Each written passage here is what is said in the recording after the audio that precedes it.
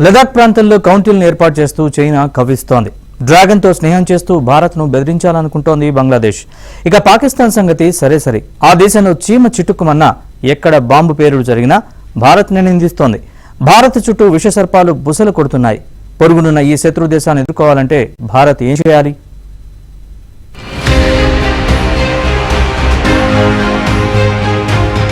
పైకి స్నేహం నటిస్తూనే భారత్ కు వ్యతిరేకంగా చేయాల్సిందంతా చేస్తోంది చైనా. లద్దాఖ్ భూభాగంలో అది కౌంటీలను ఏర్పాటు చేస్తోంది. ఇలాంటి దురాక్రమణను సహించబోమంటూ భారత్ తీవ్ర ఆగ్రహం వ్యక్తం చేసినా పట్టించుకోవడం లేదు. ఇండియాతో సరిహద్దు వివాద పరిష్కారానికి ఒకవైపు చర్చలు సాగుతుండగానే మరోవైపు డ్రాగన్ కంట్రీ ఇలాంటి గిల్లి కజ్జాలను పెట్టుకుంటోంది.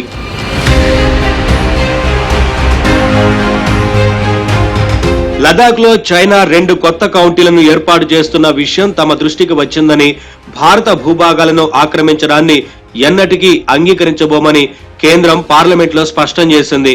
భారత వ్యూహాత్మక భద్రతా అవసరాలకు అనుగుణంగా సరిహద్దుల్లో మౌలిక సదుపాయాల పురోగతిపై దృష్టి పెట్టామని చెప్పింది.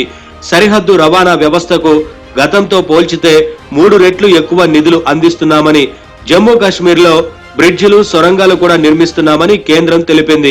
రాబోయే కాలంలోనూ 2 దేశాల మధ్య కొన్ని సమస్యలు ఉంటాయనేది విదేశాంగ మంత్రి జయశంకర్ అంచనా. Between India and China, there will, at least in the foreseeable future, there will be issues. But there are ways of addressing those issues. Yes.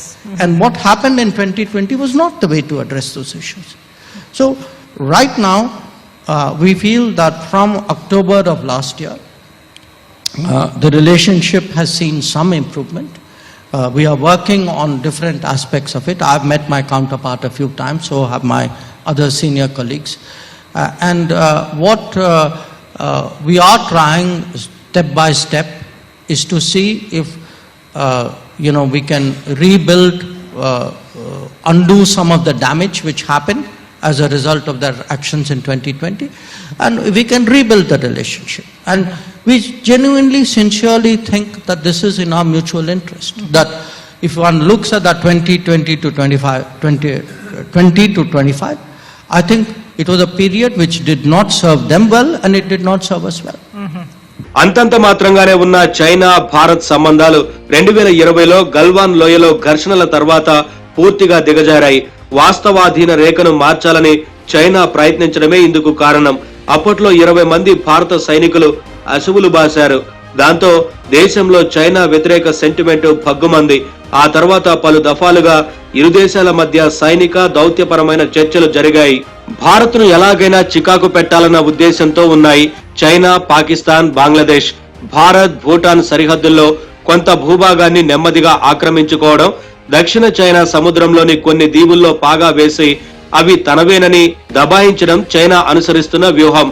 భారత సరిహద్దుల్లో గొర్రెల కాపర్లను చైనా దళాలు తరచూ బెదిరిస్తున్నాయి. తన సాయుధ దళాలను నేరుగా యుద్ధానికి దించకుండా ఇలాంటి ఒత్తిడి ఎత్తుగడలతో చైనా స్వప్రయోజనాలను నెరవేర్చుకోవాలని చూస్తోంది. భారత్ ఒకవైపు సంఘర్షణ పరిస్థితులు సృష్టిస్తూనే శాంతి సయోధ్య మంత్రం జపిస్తోంది.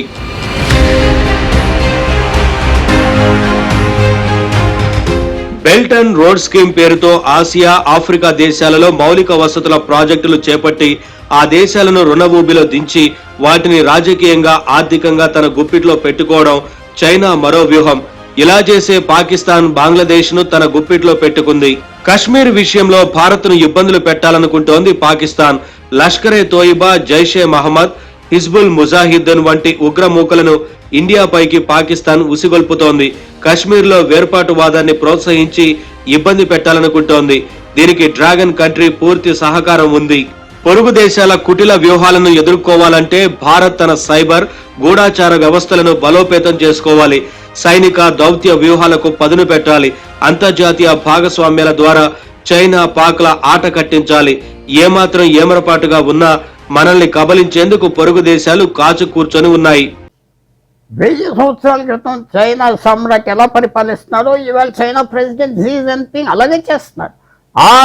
ఆ ప్యాలెస్ నుంచి ఆ సిస్టమే దాంతో ముందరికెళ్తా ఉన్నది చైనా. చైనా విశేషం ఏంటంటే విరోధీలు ఒకసారి చేసుకున్నాక అలాగ 100 సంవత్సరాలు అది కంటిన్యూ చేస్తారు. స్నేహం, విరోధం 2 నడుపుతారు. ఇప్పుడు అమెరికాతో స్నేహం విరోధం ఉన్నది, అలాగే ఇండియాతో కూడా స్నేహం విరోధి ఉన్నది. అది వాళ్ళకు ఉన్న ఎక్స్పర్టీస్తో తీసుకెళ్ళి వాళ్ళ అభిప్రాయం ఏంటంటే కొన్ని సంవత్సరాల తర్వాత అల్సట్ వచ్చేస్తుంది, మన వ్యతిరేకంగా ఉన్న విరోధులకి అన్ని వదిలేస్తారని చైనీస్ సిస్టమ్. లడాక్ లేకపోతే భూటాన్, సిక్కిం ఇలాంటి ప్రాంతాలన్నీ మాకేదో దీని మీద హక్కు ఉన్నది, 100 సంవత్సరాల క్రితం టిబెట్కు ఉండేదని చెప్పి భారతదేశానికి స్థిరత లేకుండా చేయటానికి వాళ్ళ పాలసీ. వాళ్ళు ఎక్కడైతే సరిహద్దులు భారతదేశానికి చైనాకు ఉన్నాయో అక్కడ వాళ్ళు కాలనీలు పెడతాం, జనం తీసుకురావటం, అక్కడ ఉంచి మేమెంత ఇదంతా మాది, మా జనం ఎక్కడ ఉన్నారని చూపెట్టుకోవటానికి ప్రజలకి, వాళ్ళ దేశానికి, ఇతర దేశాలు చూపెట్టడానికి అదో చైనీస్ స్ట్రాటజీ. దానికి తగ్గట్టుగా భారత్ కూడా బోర్డర్ విలేజెస్ ప్రోగ్రామ్ అని మనం కూడా సరిహద్దుల్లో మనుషులు పంపిస్తా ఉండటానికి చేస్తాం. కాబట్టి మరోవైపు షేక్ హసీనా ప్రభుత్వం గద్దె దిగాక భారత్ బంగ్లాదేశ్ సంబంధాలు బాగా దెబ్బతిన్నాయి.